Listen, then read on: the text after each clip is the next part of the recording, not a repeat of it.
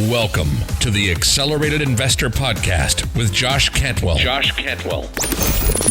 If you love entrepreneurship and investing in real estate, then you are in the right place. Josh is the CEO of Freeland Ventures Real Estate Private Equity and has personally invested in well over 500 properties all across the country. He's also made hundreds of private lender loans and owns over 1,000 units of apartments.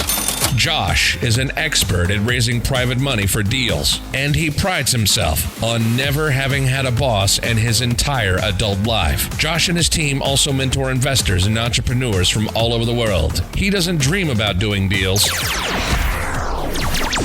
He actually does them, and so do his listeners and students. Now sit back, listen, learn, and accelerate your business, your life, and your investing with the Accelerated Investor Podcast. So hey, welcome back to Accelerated Investor, and this is part number 2 in our private money, private investing, private money partner series. I'm looking forward to talking to you about this because this is my favorite part of real estate. A lot of people like finding deals. Some people like talking to motivated sellers. Some people like finding apartment buildings and cash flowing deals. I love the money because funding equals freedom. And if you missed part number 1, go ahead and listen to that. We talked a little bit more about what is a private investor, what is a private money partner, and we talked a little bit more about some of the things that you're going to learn in this series and the reason why a lot of my students and clients are really excited when I coach them on raising private money, because funding equals freedom. Getting access to capital equals freedom. And today we're going to talk a little bit more about what are the problems with hard money lenders and banks and some what we call institutional private money. You know, when I think about private money partners or when I think about private lenders, I think about the people that have money in their 401k, their IRA, they have cash on the sidelines. They could be worth hundreds of thousands or millions of dollars, but they're using their funds, either in their business funds or their personal funds, to become a private lender to beef up their retirement income. Okay? I don't think about banks, hard money lenders, or what we call institutional private lenders. You've probably heard of companies like Lending One, Lending Home, Finance of America, Connected Investors, Lima One, right? ARC Capital. These are all what I call institutional private lenders. They position themselves as private lenders, but really they're hard money lenders, okay? And they require points, fees, interest, underwriting fees. They require monthly payments. They do rehabs based on a rehab draw schedule, and there's lots of different problems with the way that they lend that makes it not as flexible, not as conducive for a real estate investor to make money. It's a cramp on cash flow. And so let's talk about some of the problems with some of these lending programs and the reason why true private money is really ultimately your very best opportunity, your best option. So let's talk about conventional banks. Right? Conventional banks like Quicken Loans and Wells Fargo and, anybody that underwrites and originates for Fannie Mae, Freddie Mac, HUD, VA, USDA, they're all great. The advantage to that is that they're typically able to give you the very best interest rate. Maybe 4.5%, 5.5%, 6% interest, even on investment property. And really that's the only advantage if you think about it, because the disadvantages are numerous. There's tons and tons and tons of disadvantages to using your credit and using bank loans for real estate. So first of all, disadvantage number 1 is that you have to have a good credit score, right? You have to have at least about 620, 640 credit score. Number 2, you've got to put at least 20% down. Number 3, you cannot have a property that needs any repairs. Okay, if it has any repairs at all, forget it. They're not going to want to fund it. Number 4, if the property is vacant long term, they're maybe not going to want to fund it because it's vacant. They want to see somebody living in it. Also, there's a very lengthy closing process, usually for investment properties, at least 45 to 60 days, if not longer. Another disadvantage is that there's a maximum number of loans that you can have. If your bank is originating for Freddie Mac, you're only going to have 4 loans on your credit. right? Well, nobody's getting rich owning 4 rental properties. Even Fannie Mae was going to let you have up to 10. But again, nobody's going to get super wealthy owning 10 single-family rental properties. Okay, that's great. If you don't own any rental properties, maybe owning 1 rental property is like a big step, a big leap for you. But I've owned 10 or more. It's just not that big of a deal. Okay, it's just not that big of a deal. And you're going to need more funding than that.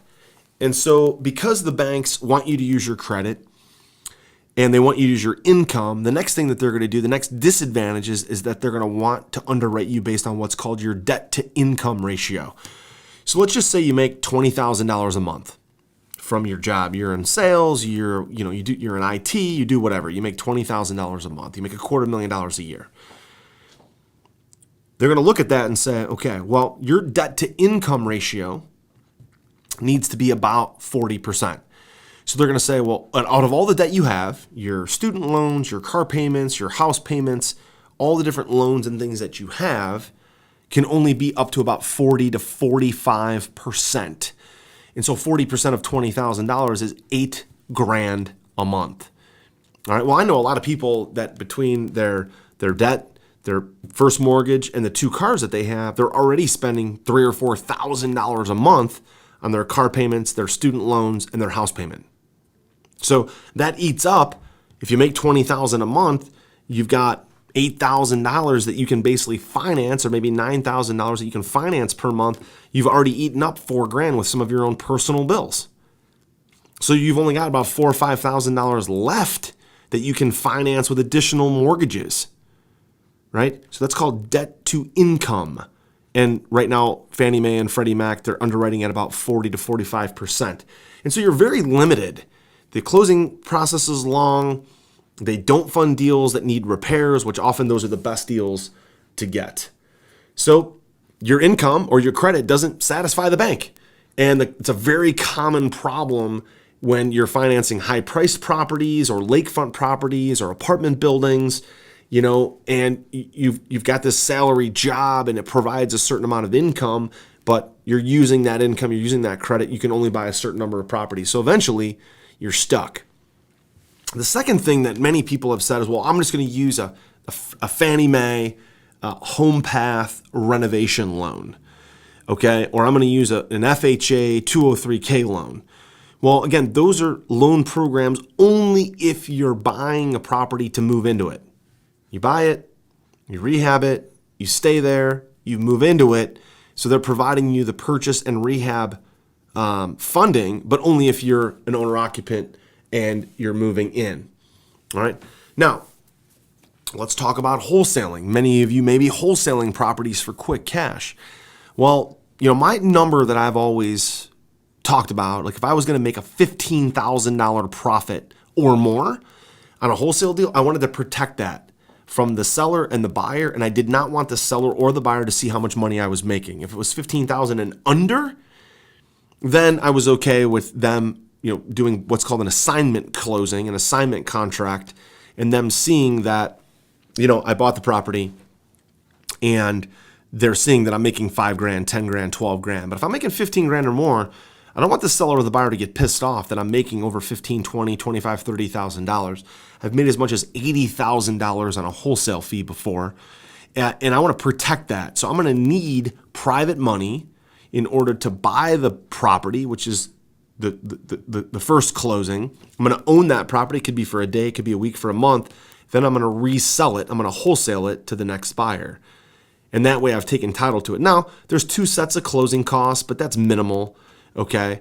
But I need private money to do that. So if you're wholesaling and you have a big wholesale fee that you're going to make, you're going to want to protect that by actually closing on the property, getting private money, and then selling the house. And so even if you're a wholesaler, you've got to have some private capital available for your big wholesale deals, apartment wholesale deals, commercial wholesale deals, because dough for a day is fine. But only when you see that you're doing it and closing it on the same day. A lot of transactional funders that are out there are only going to fund deals if it's literally for a day, where the closing from the seller to you We call that the A to B closing is happening in one day. And then the B to C closing from you to your end buyer happens in the same day. All those two transactions happen the same exact time. Most funders, transactional funders, will fund those deals, but only if they happen in the same day. If you're holding the property for even 3 days, 7 days, 2 weeks or longer, they don't want to fund that stuff for you at all. Okay? So wholesale flips are fantastic, but they're mostly done with cash buyers if you're making less than $15,000. Now, what about hard money, right? See, the problem with hard money is hard money lenders typically charge 3 to 5 points and 13 to 15% interest, and they want you to put down at least 15 to 20% of the deal. It's called loan to cost. So if you're all in for $200,000, your purchase is, let's say, $150, your rehab is $50, you're all in for $200, and your after repaired value is $300. Well, your cost is the $200,000. That's your loan to cost. They're going to want 85% loan to cost. Well, if you're at 80% loan to cost or 90% loan to cost, you've now got to bring in $40,000, or 90% loan to cost is, $180,000. You got to bring in $20,000 to closing. Then, for the privilege of using the money, you got to pay 3 to 5 points. That's 3 to 5%. So 5% on a $200,000 deal is 10 grand in origination points. Okay, now if I'm a lender, I love that. But if I'm a borrower, I hate it. It sucks, right? Now, they're also going to charge, 13, 15% interest, and they're going to want a monthly interest-only payment. So you're getting whacked. You're having to use your personal funds. It cripples your cash flow. You're getting crushed with fees. And ultimately, you can only own a certain number of properties at one time because that's all you can finance. Also, with hard money lenders, you've got to have the entire loan paid back in 12 months or less. Okay, now what if your deal doesn't sell? What if the property's not going to work? Right? What if you want to sell it on rent to own? Well, that hard money lender wants paid back in 12 months or less, no matter what. So you can't owner finance the property. You can't lease option the property. You can't rent it out. Okay, we already talked about the points and the fees, right? They're charging you 2.46% up front. It's very, very, very expensive. You've also got to have good credit. Okay? Guys, ask me how I know. It's because I am a hard money lender. I am an institutional private lender. I've made over 400 of these private lender loans.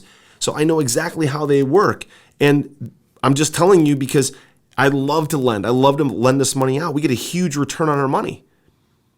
But I would much rather that real estate investors have true private money. Okay, from a private lender that will fund 100% of the deal with no points and all the interest deferred to the end, right? Also, with hard money lenders, you've got to have cash for renovations, right? Even if they make a loan for $200,000, $50,000 of it's rehab. That $50,000, you're not going to get access to that $50,000. You've got to spend $20,000, $30,000 of your own money and then get reimbursed through a rehab draw or a construction draw. And because your rehab funds are stuck in escrow, you're stuck forking out all that money on your own. $10,000 in fees, 13 to 15% interest, and you still have to put out all of your own money. Right? Now let's talk about owner financing for a minute. Right? Owner financing. Well, a lot of people say, I'm just going to owner finance properties. Well, let me tell you, I've done that. I've owner financed properties before. And 95% of the sellers that I meet are not interested in owner financing.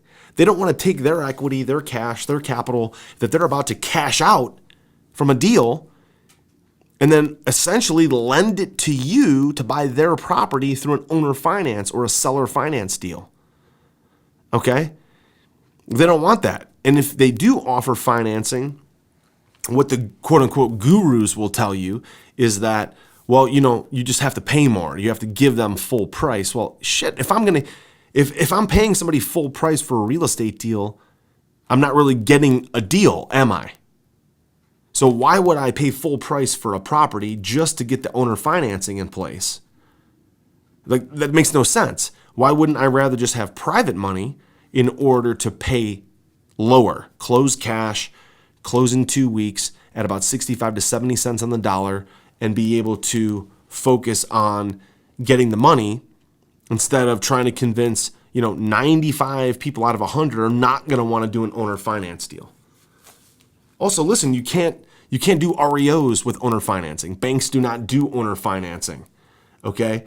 And you lose out on a lot of bargain properties because it's very rare that I've seen somebody sell a property cheap and carry back owner financing on that same property. They'll sell the property cheap if you can close fast, if you can give them all their cash. So what you could do is close quickly, pay all cash, and then talk to the seller afterwards about becoming a private lender to you on a future deal. Okay? So owner financing doesn't really work. 95% of sellers don't want to bother with that. And so, banks don't work. Fannie and Freddie doesn't work.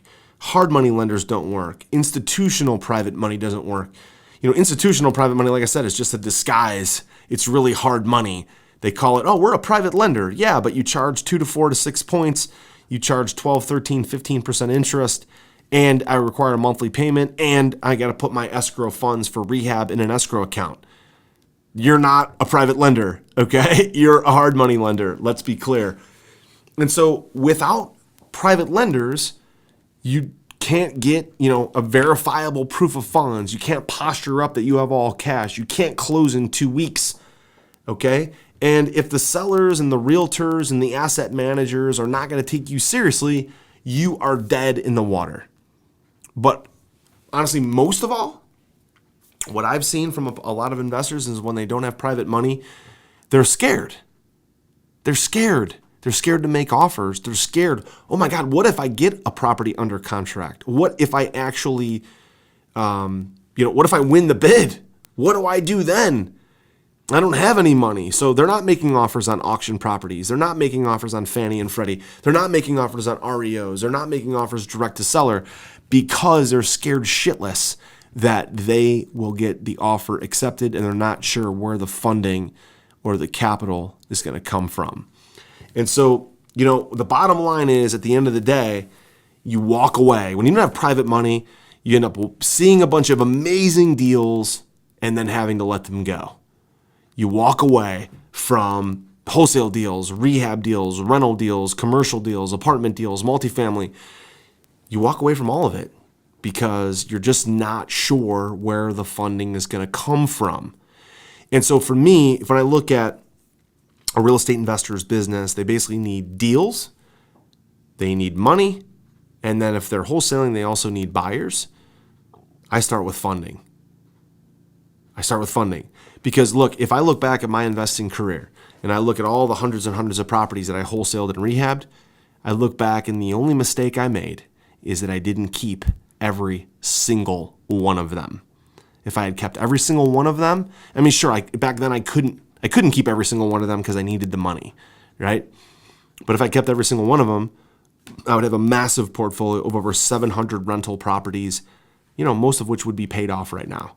And so that's one of my deep regrets in real estate, and also one of the things I want to pass along to you to make sure that as soon as you can, buy the properties and keep them. Buy the properties and keep them. Keep the cash flow, keep the equity, keep the profit, keep the appreciation, keep the depreciation. And the only way you can do that is with funding. Now, the beautiful thing about it is if, let's say you raise $500,000, let's say $250,000.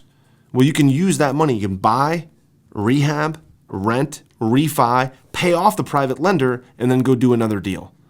Buy, rehab, rent, refi, pay off the private lender, go do another deal. So you don't need to raise $35 million like I have. Okay? You don't need to do that. If you started with a couple $100,000 from friends and family and people that you know, like, and trust, you're going to be in a situation where you're giving them an amazing return on their money. And also at the same time, you're in a situation where you're creating amazing legacy wealth for you and your family. Okay? So those are all the different reasons why banks and hard money lenders and institutional private lenders don't work and why I'm not a fan of those when I'm a borrower. Now look, I run a real estate private equity fund. We make private lender and hard money loans. So as a lender, I love it because we get amazing return on our capital. But when I'm a borrower, not as fun. Definitely not as fun. Okay? So look, those are the advantages and disadvantages of institutional private money, hard money, banks, 203K, Fannie Mae home path renovation loans.